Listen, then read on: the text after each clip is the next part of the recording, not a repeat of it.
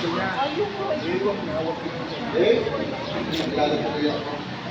Kilala niyo yan?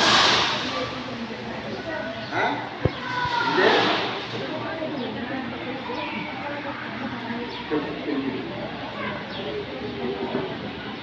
Physical security. What is physical security?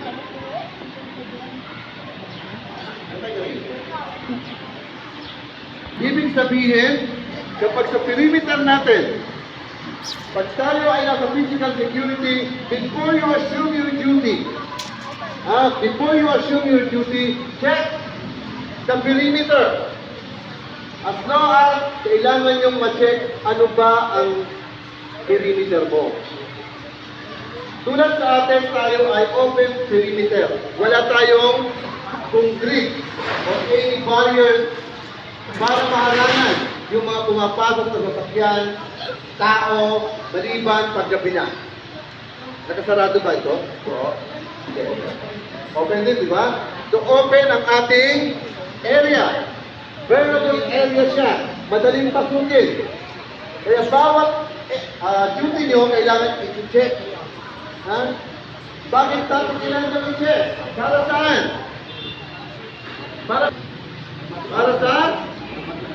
Sabotage, theft, and man-made and natural disaster. Diba?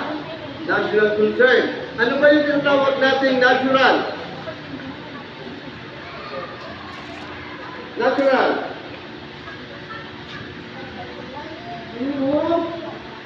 Ano ba yung natural?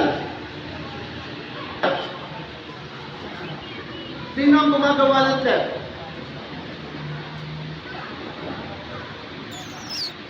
Sino gumagawa ng theft?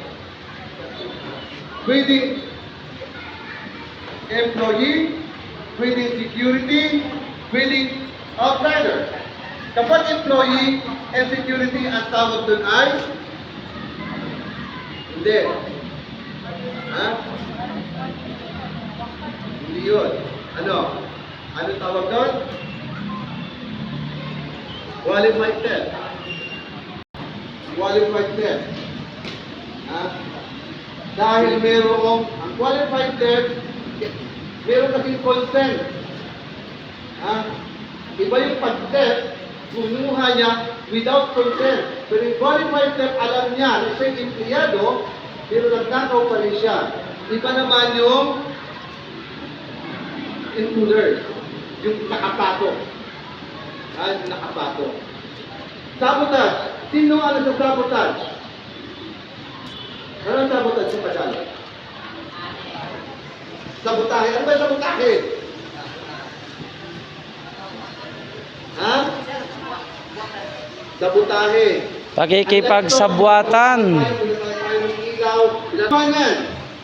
Dito sa area natin, sa Primark, may galit sa inyo. Pwede kayong isabotahe. Pwede kayong isabotahe. Pwede isabotahe ang Primark management dahil galit sa inyo or galit sa management, isinasabotahe yan. Sino pwede magsabotahe dyan? Pwedeng empleyado, pwedeng intruders, pwedeng security. Kailangan, pag meron yan, titingnan nyo ang 3 factors. Hindi lamang titingnan nyo yung outsider. Pag sabotage, titingnan nyo pa rin ang security.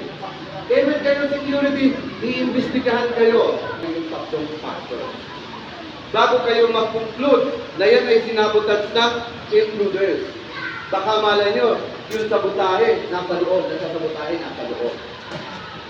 Tama, mali. Baka yung kasama nyo nag-guarda yung nagsasabotahe sa atin. Diba? Ano pa? Man-made. Natural disaster. Yung man-made. Ano yung natural disaster natin? Natural.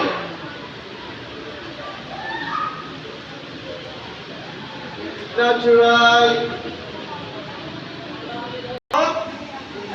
Ano yan? Natural disaster. Earthquake. Gawa ba ng tao yan? Ha? Kapag ang balak yung umuuga, yun ang gawa ng tao. Di ba? Kapag ang bahay niyo umuuga, yun ang gawa ng tao. Pero pag ang lupa ang umuga, yun ang tinatawag yung earthquake. Pero pag ang bahay, hindi earthquake yun. Ha? Ano pa?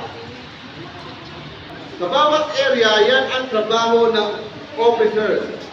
Assist the facilities of establishment. Paano nyo ma-assist ang establishment? Kaya minsan, di ba, YC, SIC, humihingi ako sa inyo ng assessment report. How to assist your area of responsibility. Ano ba ang pwedeng madamage dyan? Just in case of natural disaster. Ano yung pwede natin i-suggest sa ating client? Para just in case of mayroon tayong mga disaster to avoid damages and losses of the company. Kaya di ba lagi ako naghihingi sa inyo, assessment. Kasi yan ang kailangan natin. Even kayong mga guard na naka-duty, before you assume your duty, look and set your area of responsibility. Kasubilan kayo. Naka-display ang parang isya. Okay. Understood? Naintindihan? Natagalog ko na, ha? Hindi lang Tagalog ito, eh.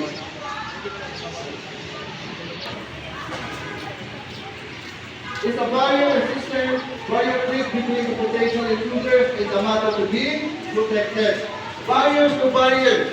Sabi natin, sino nakakapunta sa Bangko Sentral ng Pilipinas? Sabi ng Bangko Sentral ng Pilipinas, itong Bangko Sentral, barriers, delimited. 3.